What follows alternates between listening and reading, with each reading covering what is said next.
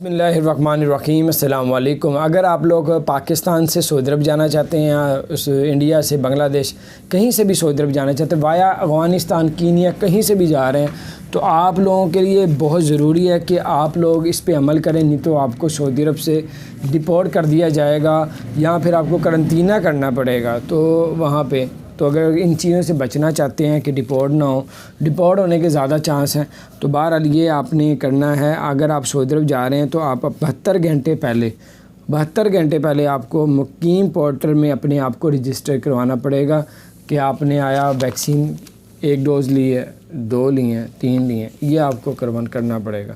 آپ وایا پاکستان سے افغانستان کا ویزا لے کے، اور افغانستان کا ویزا بالکل فری ہے اگر آپ لوگ اسلام آباد ایمبیسی سے خود جا کے لیتے ہیں۔ تو اگر آپ پشاور کراچی سے لیں گے تو پھر آپ کو ایک نمبر بھی دیں گے، پرچی پہ لکھا ہوتا ہے کہ پتہ نہیں اس پہ ویزا نمبر لکھا ہوتا ہے، تو وہ لینا لازمی ہے۔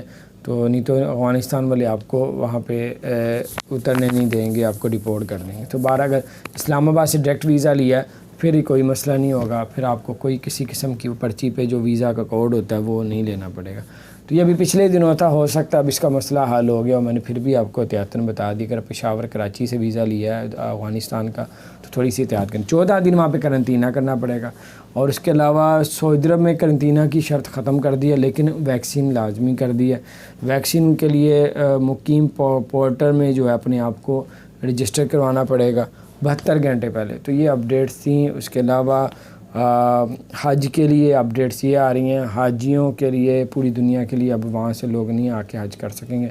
وہاں کے لوکل لوگ 60,000 لوگ جو ہیں وہاں کے لوکل ہی سعودی عرب کے لوکل جو لوگ ہیں جو جابیں کرنے گئے ہیں، بزنس کرنے گئے ہیں، جو وہاں کے لوکل ہیں وہ لوگ اب حج کریں گے جا کے۔ اپنا خیال رکھیں، امید ہے اللہ پاک انشاءاللہ اگلے سال تمام لوگوں کے لیے حج کے دروازے کھول دے اور اللہ ہمیں معاف فرما دے، اور تاکہ ہم لوگ جا سکیں۔ السلام علیکم ورحمۃ اللہ۔